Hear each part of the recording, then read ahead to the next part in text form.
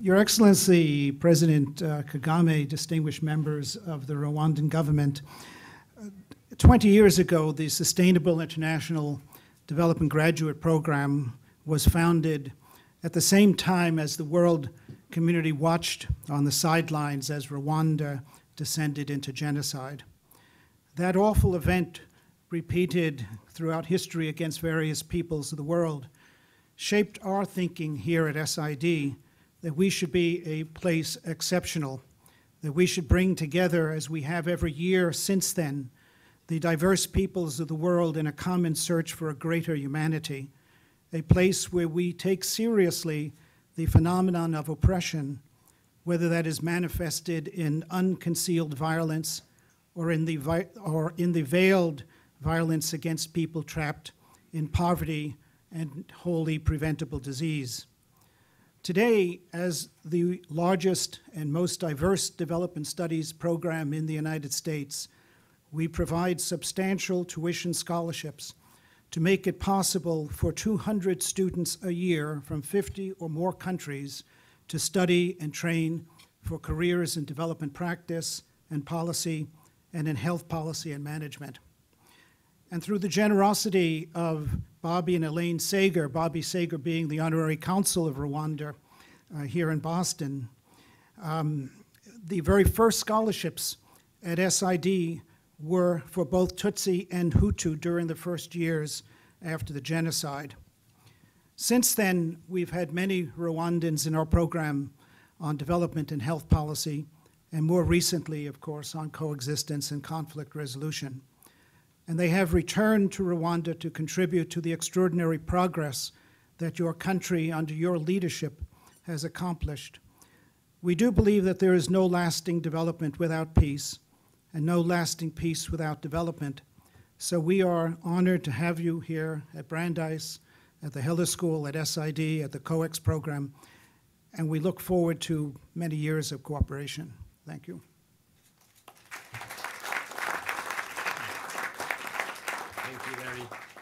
I think there is no harder case to teach in the COEX program than the Rwanda case. Every year when I have a session, it is the hardest one to teach. It's also the hardest one because I was nearly 30 years old when all of that happened, and I feel that each one of us could have done more, should have done more.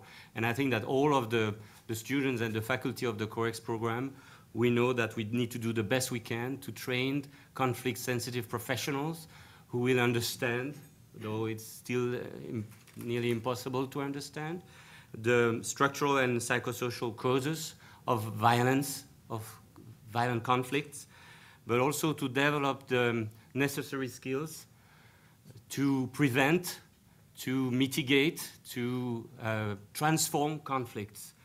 So it's true, it's great to work with the graduates, the students of the COEX program, because they do the best they can to build the partnerships that will try to deliver on the coexistence values through security, democracy, human rights, justice, and of course development. They are more than peace builders. They become coexistence professionals, and in many ways, no better country than Rwanda is showing us how hard it is to live in the same place, the same space, where victims and perpetrators have to learn to live together. So I know that Lisa already introduced you to our students, but it's very hard for me not to do it again. And I mean, we have some SID students. I mean, just raise your hand to know that you are in the room. A lot of them are in the room, or SID students, right? We have also the COEX students who are there. Many of them. And Solange from Rwanda. She's a big fan of you, Mr. President. But wait, there's another Solange also. There are two Solange also from Rwanda. I mean, we have many of our Rwandan students also from the International Business School. We have CITCO students too. I think that we have from the MS program. I think that they are very proud of being there today. I have before I start the roundtable, I have to tell you about the elephant and the bottle. It's a little metaphor that I use. I know some of my students know that metaphor. You know, the bottle is the kind of tiny bottle when you try to put messages. And the elephant is, of course, refers to the size and scope of achievements during the last 20 years. So I know that in 50 minutes, it's impossible to fit the elephant in the bottle. But to make sure we will do the best we can with this very limited time we have, Mr. President, we have put together some guidelines for conversation. So that's where I need to be tough during this talk, right? So our discussion will begin with questions around the themes I told you about, sustainable development first, and then coexistence issues. And we will ask really questions to turn around these different themes. If we have time, but I'm pessimistic about that, we will take additional questions. Questions, please, should be short. No intervention should be more than 1 minute. And I know that Sandy will be very tough on the timekeeping aspect. We also ask the questions to remain constructive and respectful, but I know that this goes without saying. And yes, so students will remain observers. And finally, as we want a genuine conversation, we should keep it as private as possible. First part, Mr. President, there is no peace without development. And some of the themes we're thinking that we could talk about are your definition of responsible leadership, Rwanda as a model for sustainable development, actions for poverty reduction, actions also for healthcare, the protection of the environment, the empowerment of women, Rwanda, a business hub for Africa, good governance, and the fight against corruption. Just that probably could keep us for 5 hours. I hope that you have freed you're not going anywhere after this. We could, are you going to any competitor? No. So, I mean, this is probably, well, we have 20 minutes for that first part. Mr. President, you declared Rwandans back home, individually and collectively, are working hard to develop their country. It is my responsibility, and it is your responsibility to keep it going. It's my responsibility and yours to build our country. We cannot delegate this to anyone else. Could you define for us what the ingredients are of responsible leadership? Well, I hope you'll help guide me. I'm fond of giving very long answers, so try to... That's your turn. I don't want to do that.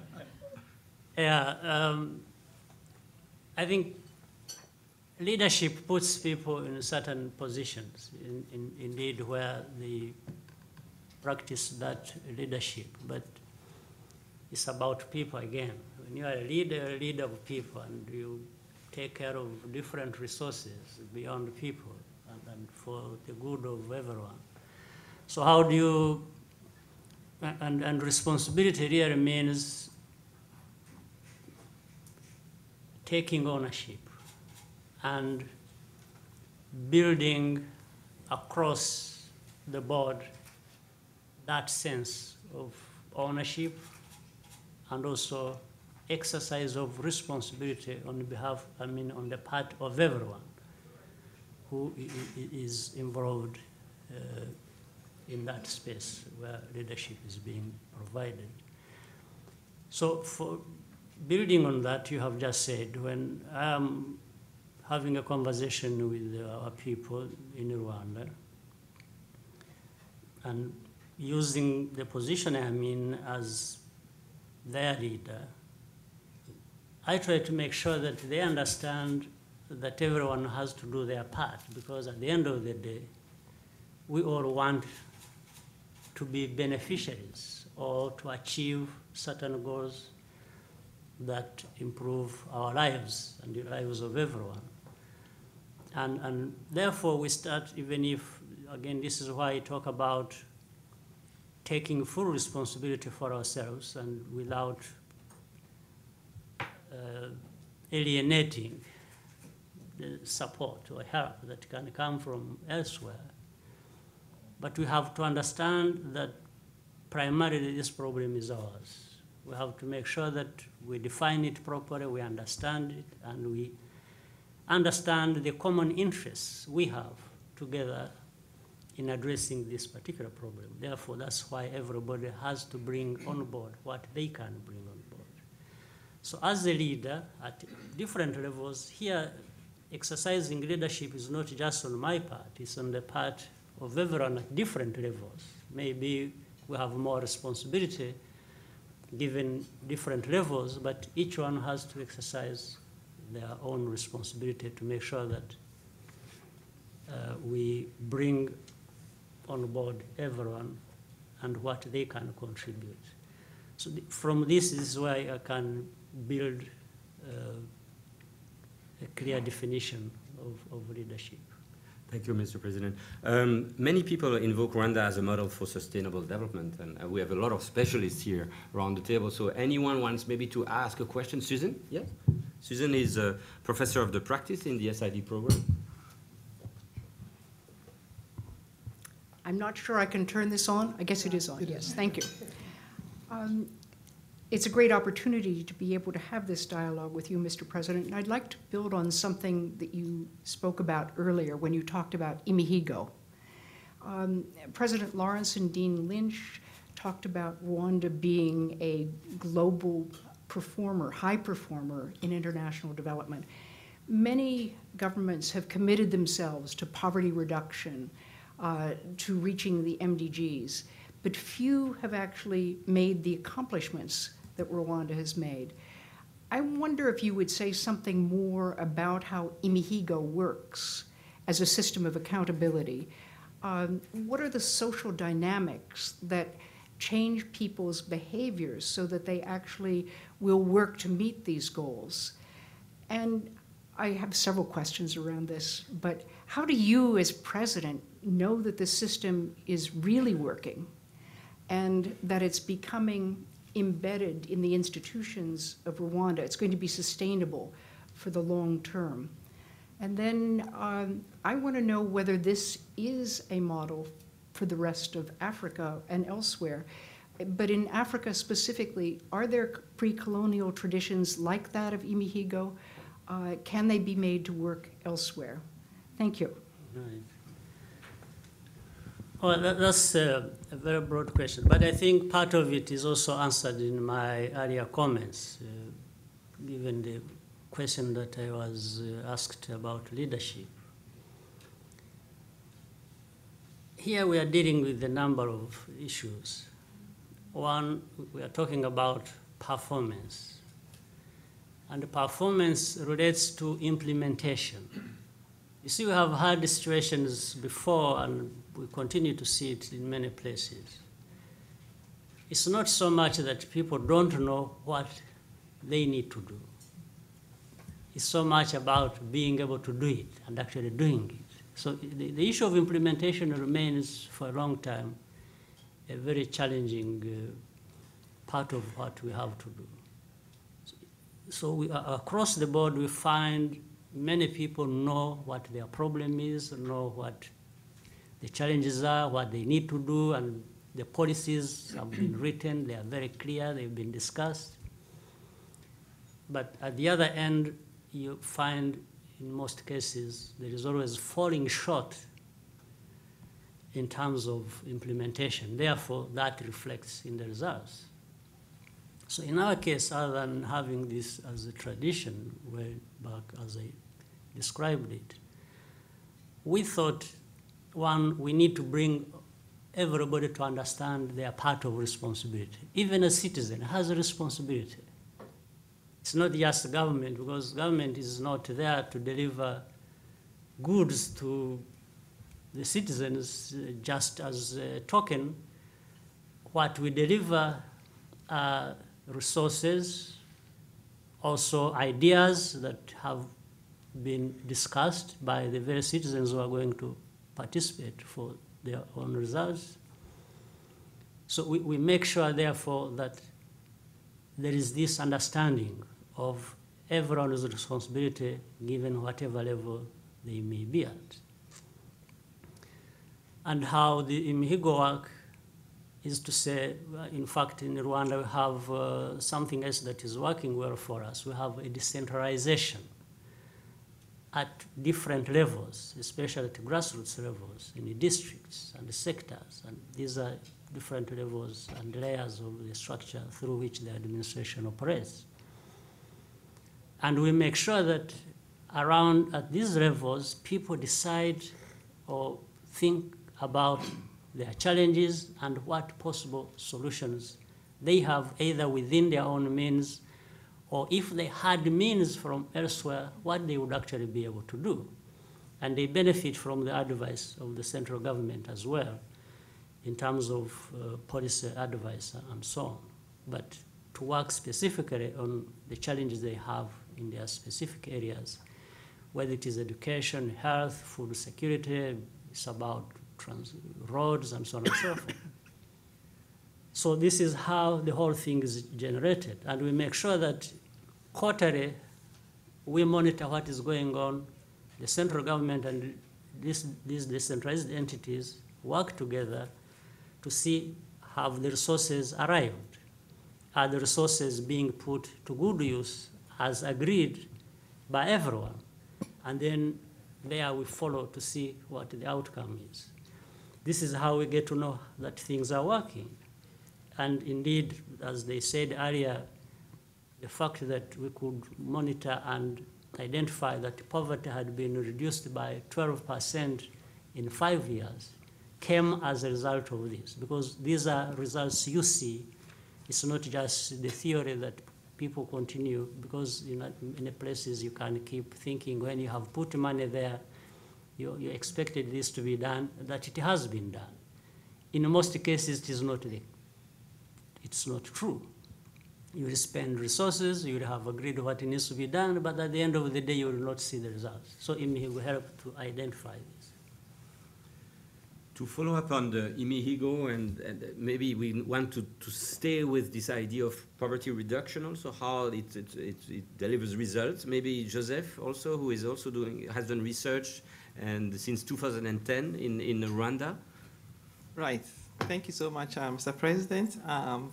We're privileged to witness an IMIHIGO process at your parliament when you invited myself and my student from Trinity College visiting Rwanda at the time. And that was quite striking and very insightful indeed. So I have a personal account of an IMIHIGO taking place, and you seated in your seat in the parliament witnessing the whole day. So my follow-up question is to do with your Vision 2020 and your amazing National Poverty Reduction Program currently ongoing. My question is, given your excellent programs in terms of policy processes with regards to your Vision 2020 and the National Poverty Reduction Program, does His Excellency see Rwanda attaining a middle income status by 2020? And what can other African countries learn from the Rwandan approach? Well, indeed, before other people learn from our own experience, first of all, we have to make it work. We have to make sure that it is working for us, and then sharing what is working for us is the easier part, really. So it's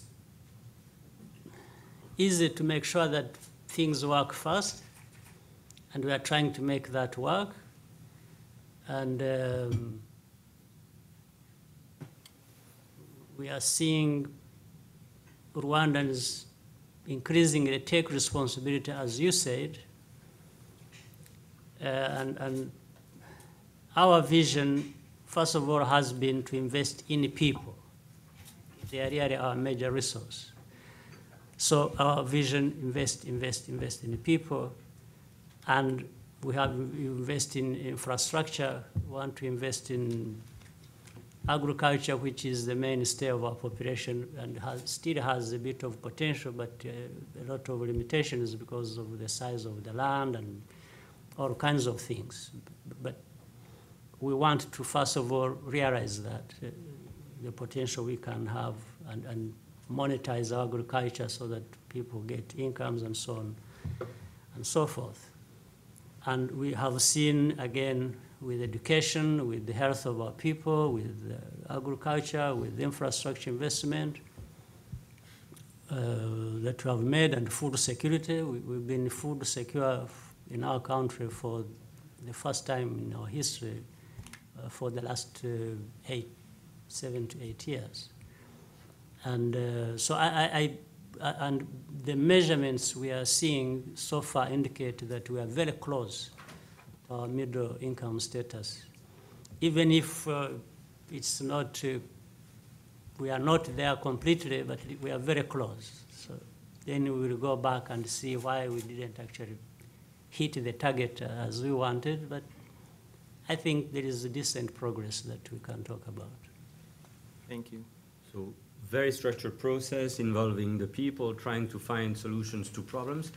One of our students from South Sudan said, I'm a supporter of President Kagame in terms of good governance because the country delivers basic services to his citizens, to the people. And I think that promoting healthcare is one of the issues also that is very dear to your heart. I think we have also in the room some health activists and researchers, so I don't know if they want to help us also understand what can be done, what has been done, and maybe ask you questions. Yes, Chip? Yes, first of all, President Kagame, it's an honor to be in your presence, and I've been an admirer for many years. Thank you, President Lawrence and the Heller School for organizing this event and for inviting us. I'm here with my wife, Sia, and with our Rwandan colleague, Noella Bijimana, representing Team Heart. We're a Boston and Rwanda-based NGO that's now in our 8th year of providing cardiac surgery to the Rwandan citizens. We recently returned from our 7th trip, and we operated on our 100th patient, mostly young Rwandan patients afflicted with rheumatic heart disease. We've also operated on a few patients from Burundi and from the DRC. We've been struck among our patients by the fact that when they're sick, they're devastated by this illness. They can't go to school, they can't take care of their families, they can't work. And yet we have reunions every year, and these patients come back, their health is restored, they're now able to go to school, to support and raise their families, to be part of the growing economy of Rwanda. So we have definitely benefited from the peace which you have created in Rwanda. We think in some small measure we are trying to contribute to development, but there is so much more that could be done. Since we have a day job at Harvard, I can't be there more than we are, so we're only there on an episodic basis. While we're there, we try very hard to train our Rwandan colleagues in anesthesia and perfusion nursing and medicine so that eventually we can establish a dedicated cardiac center. We really are convinced that this is where this needs to go. There is such a need, and current facilities just cannot accommodate this. So I'd like to ask how you might envision, in the light of some of the very great successes you've had with public-private partnerships such as HRH and others, how you might envision a partnership with an organization such as ours and the others that we work with to further the care for NCDs, specifically cardiovascular disease, in Rwanda going forward. We are happy to take responsibility for providing funds, for staffing, for developing this. We would love to do this in partnership with Rwanda, and I'd be interested in your comments as to how you might envision this happening. Well, we are making sure that such a partnerships work for us is very much the easier part. I think you do the harder part. The ones who deal with those daily challenges, either training people or treating patients. So for us, the principle of partnership is the same, whether it is public-private or bringing in NGOs to help. The only thing we ensure always is to make sure that there is coordination so that there is no wastage of any resources, and we all understand each other and understand what each one's responsibility is and in doing what, so that for resources that are covering one area, the extra will go to other places and do. So the principle is just the same. And for us, the partners are partners. It doesn't matter who they are, the NGOs, the philanthropists, the private sector or others. We just make sure that the resources they bring on board are properly utilized and managed for the benefit of the whole population. So we welcome what you are doing, and we are happy to In fact, we have also created institutions and mechanisms to make sure that if anybody faces any problem, there is where they go and say, I want to do this, I have this problem. Don, do you want also to talk about your research in Rwanda since 1986 and ask a question, very short question? Sure. So it's an honor to speak. I'm Don Shepard, a professor here at Heller. I've been working in Rwanda since 1986. One of my closest colleagues has been Angelique Rweyareka, a master's and doctoral graduate of Brandeis. And the research documents the success that your government has achieved with HIV/AIDS, integrating it, the mutuelles, and performance-based financing. Specifically in mutuelles, Rwanda is famous for having about 80% of your population being members of mutuelles or community-based health insurance. And my question is, what advice would you give to other East African countries to try to achieve the same success that Rwanda has achieved with this high level of enrollment in community-based health insurance? In the East African community, which brings together Kenya, Tanzania, Uganda, Burundi, and ourselves, we work very closely, and we always encourage sharing the best practices in different sectors. We even do that actually at a continental level through the African Union.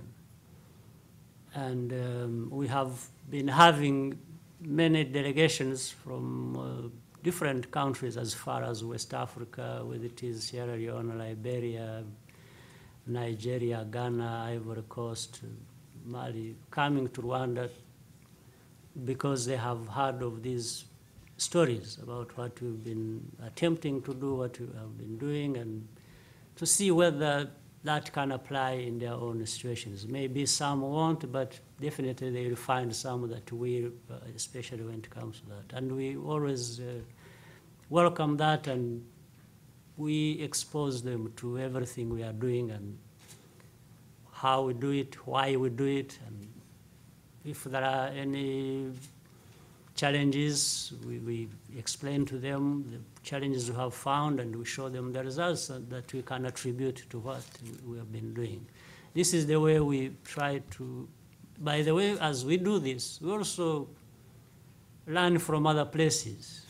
We've been going to different places on our continent to see how in specific areas they have obtained certain success. So, for example, one time we had our own delegation visiting Malawi for some time to see how, because they had been making very good progress in food security and how they were doing that. So we went and studied that, and we were able to tailor it to our own needs and prove that. So this is the best way we can do it.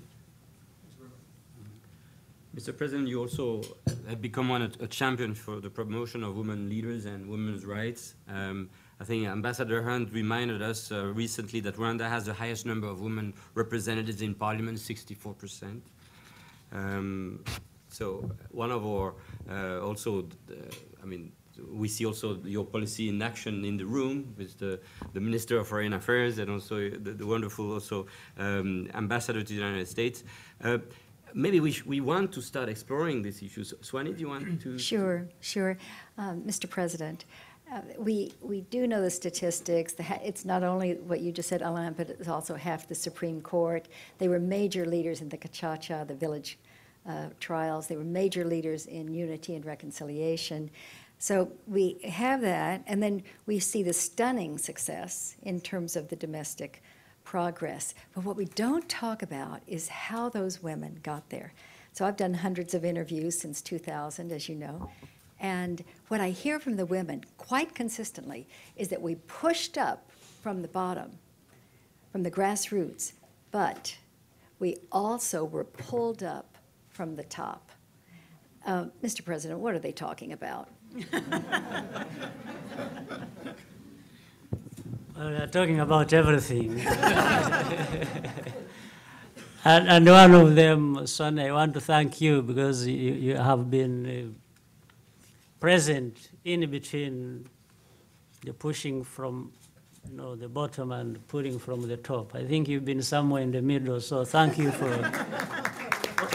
your contribution.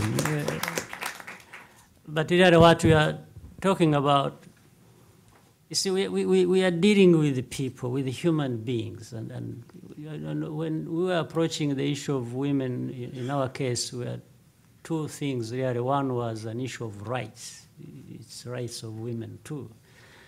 At the same time, it's also common sense that in our case, developing Rwanda, you cannot leave out 52% of our population. First of all, it is a right. The other is just common sense. 52% of our population are women. So how do you tamper with this kind of thing and not give them their right place? So, but because of historical reasons where women rights and participation and so on, women have been left behind for various reasons. It's not only in Rwanda, you see it across the continent. Some cases worse than others, of course. And anyway, it's across the world if you look at it. So we therefore had to know where we are starting from, and whether it is education, we made sure we focused on education for women. This is what helps them also fulfill themselves as based on their rights, but also at the same time make better and informed contributions not only to their well-being but also those of the country.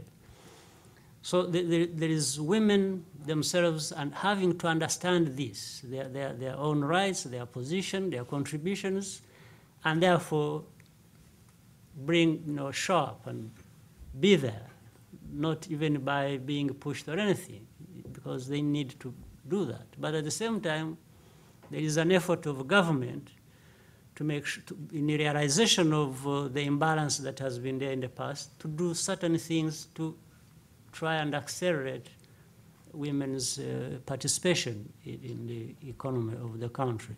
So that's why the two sides are very important. For example, that's why in our constitution, we had to make sure that, say, in a government or in other high decision-making institutions, the constitution stipulates that we should not have less than 30% of women's participation. In other words, even in a cabinet, for example, I appoint ministers. Of course, the danger is that I may end up with only women as a cabinet and forget the other balance, but I have to be made. But anyway, I make sure that it's by constitution that there will be no less than 30% of the composition of a cabinet being women, not less than 30%. So I always make sure that 30 are there and then continue to add. So I'm obliged by constitution in recognition of this original program. So the same thing, even in parliament, but in parliament it's more complicated. In fact, it is probably showing how women are coming out and taking responsibility for themselves. Much as we are saying that, there is no way you are going to dictate to the population to elect women on the basis of what the Constitution. Still, if we are looking for a parliamentarian, the selection, the election is going to be on the basis of whether people choose them and want them to be their leaders or not. But what we have done is to mobilize the whole country, including other political parties that exist, to make sure that we think about, as a nation, putting forward women as possible candidates, because sometimes they would leave them out of the lists, and we encourage them to say, make sure that on the list of people you want to be there to stand for elective offices, you put women, other than women showing up themselves and being there to be elected, they should also be encouraged, and that's what happens. So really that is the meaning of when we say that, we are talking about these operating from both ends. One of women themselves, we are in understanding that this is their right, this is their opportunity also that is there. At the same time, the government institutions have to recognize that we are coming from so far in realizing this balance. So we have to facilitate in the mechanisms to encourage that, to make sure that it happens. Mr. President, I've looked at Sandy, who tells me that I'm already behind, and so this elephant in the bottle is something that I start seeing very much in my head. Beginning to fit. Yes, and I'm doing the best I can to fit. We should have talked about the environment. We should have talked about the fight against corruption. There's so many, and also Rwanda as the Silicon Valley of Africa, or the Singapore, or Switzerland. I don't know. There are so many articles talking about all of that. But we should probably move from to the second part of this conversation. So if there is no peace without development, there will be no development without peace. And some possible themes here is about the connection between peace and development. The work of the ICTR, the International Crime Tribunal for Rwanda, the work of the Gacaca that you already alluded to. How do you build peaceful coexistence now that the work of the ICTR and Gacaca is over? How do you continue to build reconciliation? So maybe Ted, I know you had prepared a very good question. Ted is our advising head for the students who do both sustainable international development and coexistence program. So Ted, you want to go ahead? President Kagame, it's a pleasure to have you here. Welcome. It's been an honor to hear your comments. From sort of the academic and the practice side, we look at this question, there can be no peace without development, there can be no development without peace. Now some people seem to look at that in terms of these having to exist one way or the other. In other words, we have to have peace first, and then we do development, or vice versa. And then there are others who say there is a possibility that there is room incrementally to do both at the same time. So from a process aspect, recognizing that peace is a process, from your experience, what's your thinking on that seeming dilemma that one has to precede the other?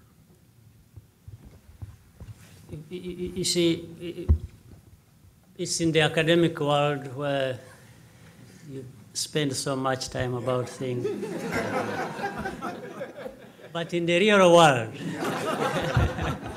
where we are talking about people's lives, I think it comes out very clearly that you aren't going to stop one while you do the other.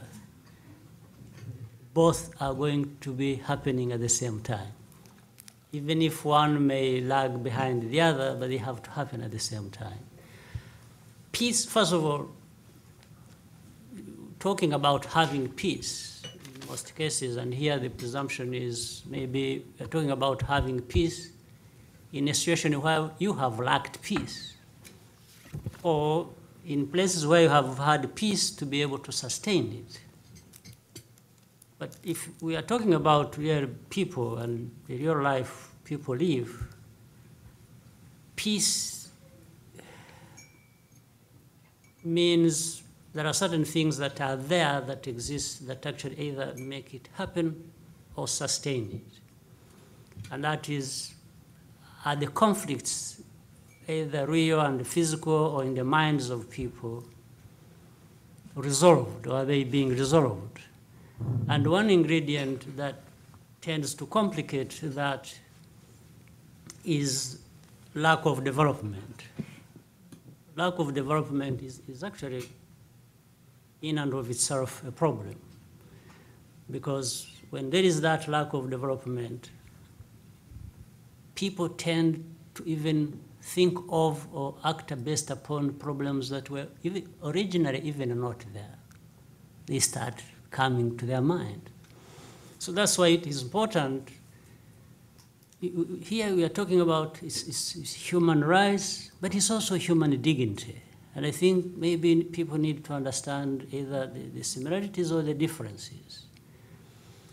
Because human beings need certain things.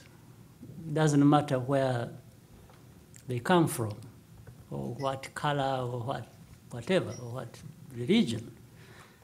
And if people, they need food, they need health, they need education, they need not to live on handouts, they need to be able to work for what they live on. There are these aspirations that are there anyway, and they don't have to be encouraged, they don't have to be, so they are there. That's how we human beings are. So I think there is peace, there is need for development. Even if I say primarily, I could say that, let's have peace. But again, having peace means you have these elements that actually facilitate peace. And most of them, we will find them in development.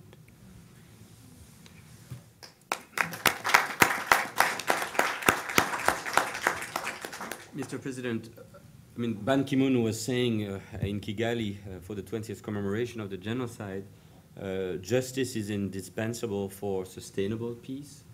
Could you tell us more about the work of the International Crime Tribunal and maybe your view of what has been achieved there, and maybe also say how did you build this complementarity between that work and the Gacaca work? I mean, you already alluded to this, but it's very important. What has been done? What have you done? What would you have done differently, maybe, in managing all of this? It's similar to the question I have answered. Again, if you are just given responsibility and say how from somewhere, from the UN, from some place, and say, write a paper for us, how do you achieve justice in this? And then you write it and hand it over, and they send, you cost it, this is so much, you need so many lawyers, and so on and so forth. And then you send. This is the difference between ICTR and Gacaca. Mm-hmm. Gacaca meant people who have this problem in Rwanda sitting together and looking each other in the eyes and saying, why did you do this? Why did you do this to me? And so on and so forth. Did you do it? What do you say about it? This is different from lining up people before a lawyer and say, well, there is a defense lawyer here, there is the other one there, and they are all, it becomes just mechanical, it becomes so technical and so academic. It takes everything away from the real life again that I'm talking about. And I'll explain it in simple terms now to conclude. If you look at ICTR, that has spent over $2 billion so far, right? They have tried 62 cases. 62 cases. A lot of money went to the lawyers, people doing all kinds of things, and it was just running around with all kinds of things. Gacaca took over close to $40 million and got rid of hundreds of thousands of cases or millions of cases and allowed people to go back to settle in their villages peacefully with each other, and we are having peace from that. And here, by the way, I'm not talking about perfection. I'm not saying anything is perfect. You are not going to have anything perfect here. Gacaca had its own ups and downs, so many issues to resolve, but so be it. At the end of the day, we got better justice through this than the other one. And we are sharing this every single day with the UN and the others in the international community. But of course, we are not stopping to blame Rwanda for saying, this thing they are doing does not meet the international standards. I just don't understand what international standards mean. If it's not about having peace, about stability. So what the international standards that cost $2 billion and try only 62 cases of hundreds of thousands, tens of thousands of cases, if this is the international standard, then we don't need it.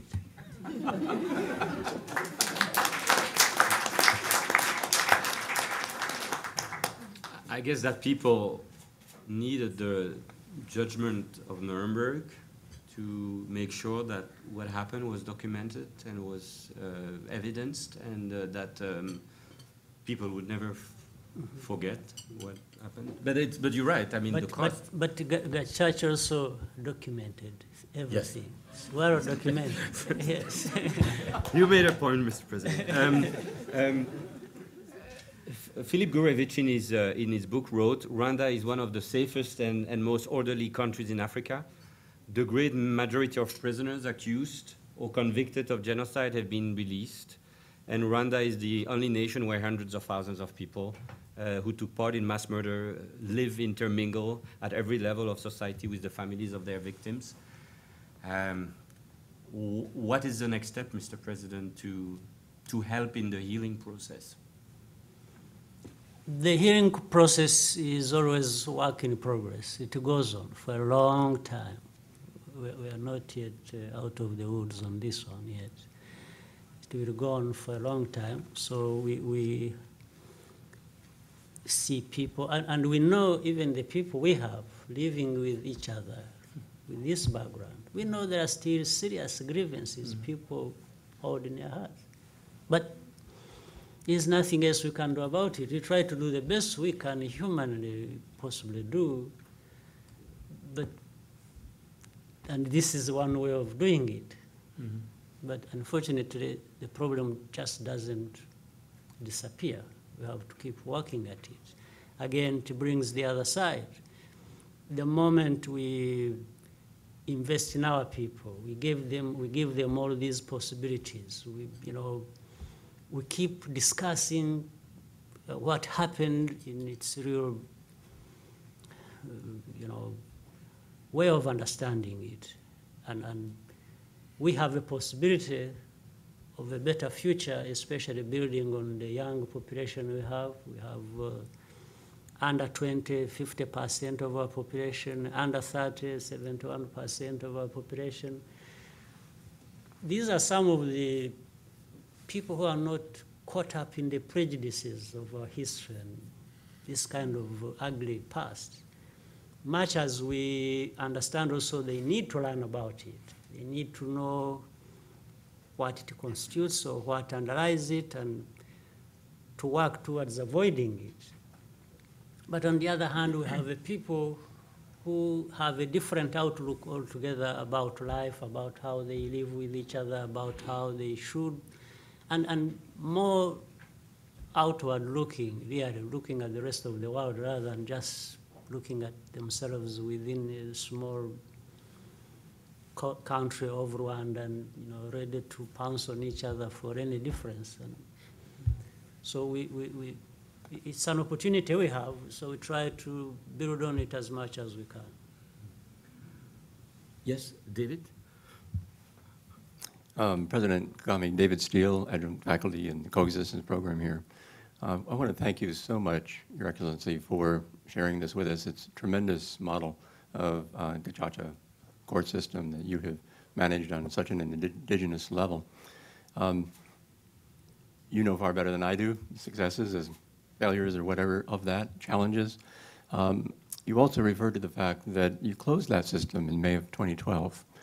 And I'm wondering if you can explain why close such a successful program and what, in fact, does take its place. Are you convinced that non-governmental programs, like your reconciliation communities, for example, or others, can somehow fill the gap?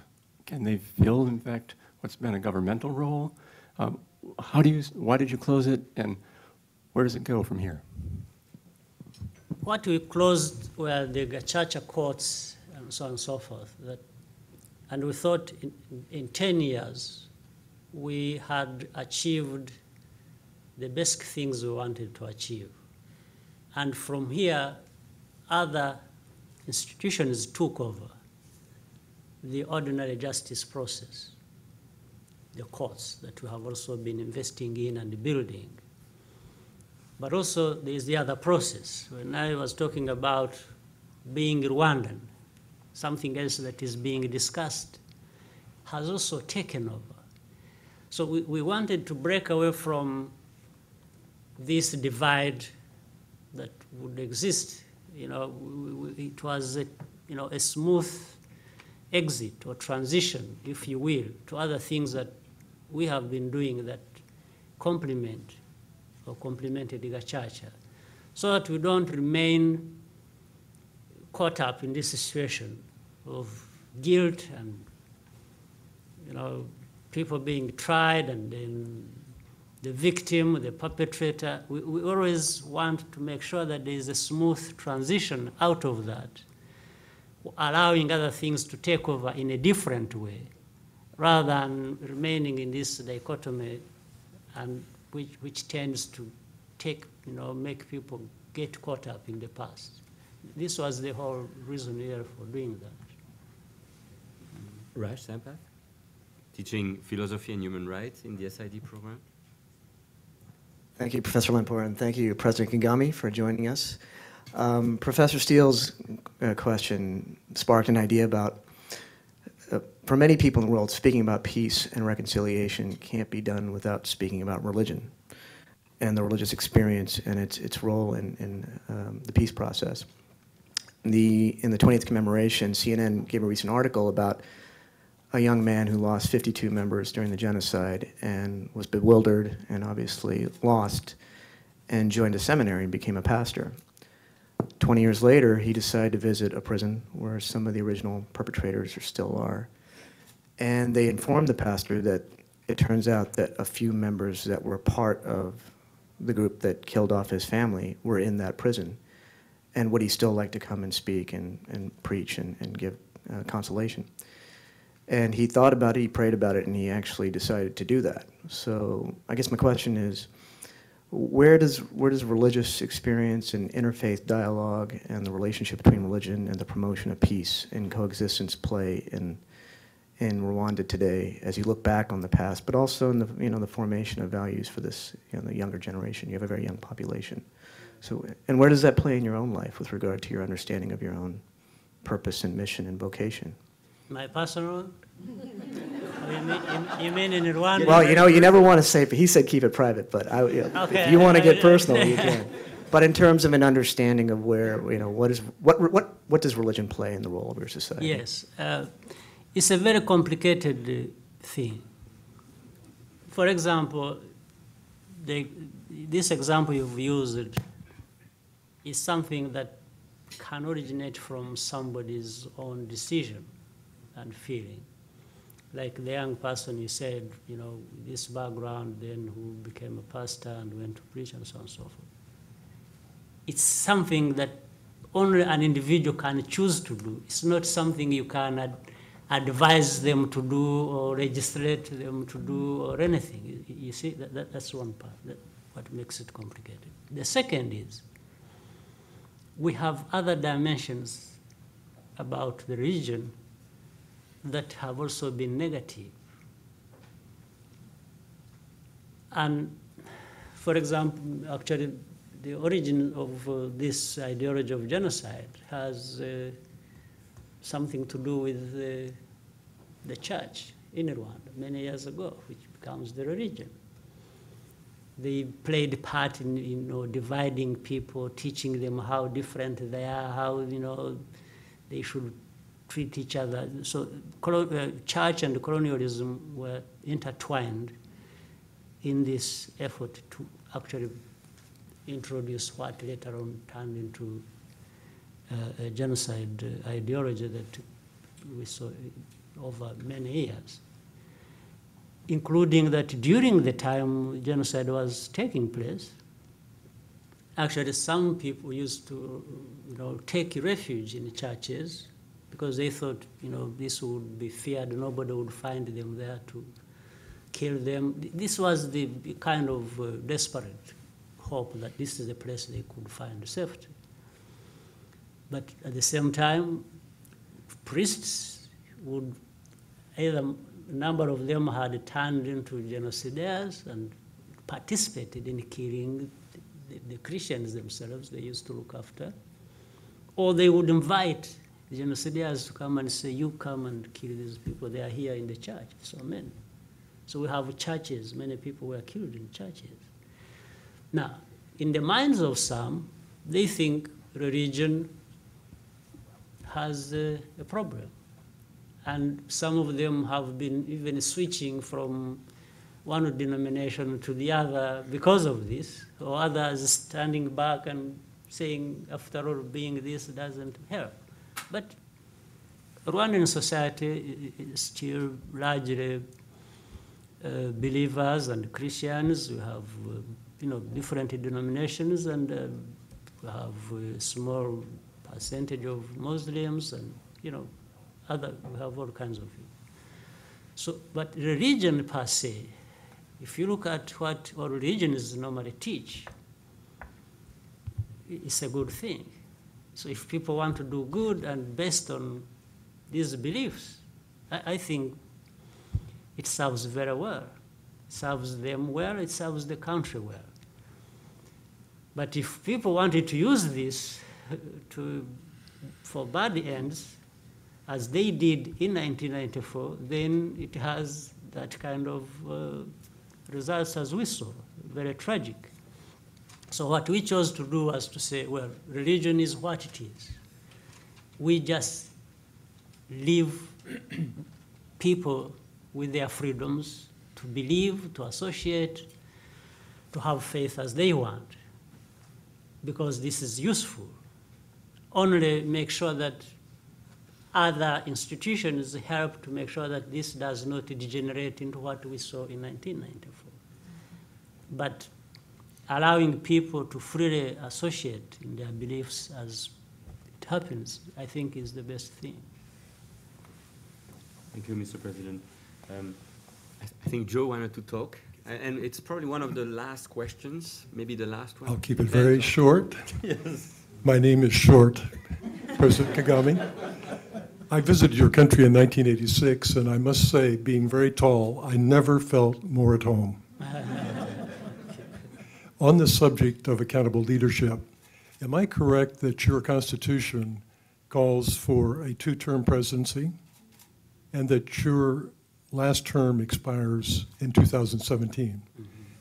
As you begin to contemplate that, you're leaving office, I wonder how you assess the institutional frameworks that you have created, the leadership that follows you. Is it possible that you will be succeeded by a woman? It's possible, by anybody. Yes.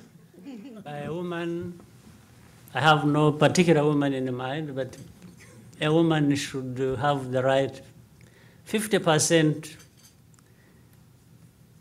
right, and 50% possibly a man. So they share the possibility. All right. To broaden the question, though, a bit, I wonder how you assess the leadership that is coming on, the institutions that are going into place, the parliament, the individuals. Are you confident that your legacy will be one in which your vision, all the things that we have talked about here that are so admirable, will be continued? Right. I can speak more to the institutions that you have tried to put in place, that you have developed, that seem to be holding and working well. And I cannot, for certainty, speak about individuals. Individuals are who they are, independent of my thoughts and who I am myself. All I know is that you're going to have somebody who is different from me. You cannot have another one who is exactly like me. They will come do better or do worse. It depends on them. I cannot give any guarantees. I can only take responsibility for myself on this one. But I can't say for sure this particular person, when they come, they will do this. I think it would not be accurate. That is, I can have a certain degree of belief that somebody can do well, but human beings are human beings. We can't be sure of the other all the time. Whoever does what they do it on their own. But I have a higher degree of certainty in terms of institutions and the understanding of our situation and where we have come from, where we are, and what we've been doing involving all Rwandans, and say a culture maybe has developed, building on others that were there, where holding ourselves accountable, making sure we do the best for our country, and the predictability of where we are coming from and where we are going, provided by these institutions.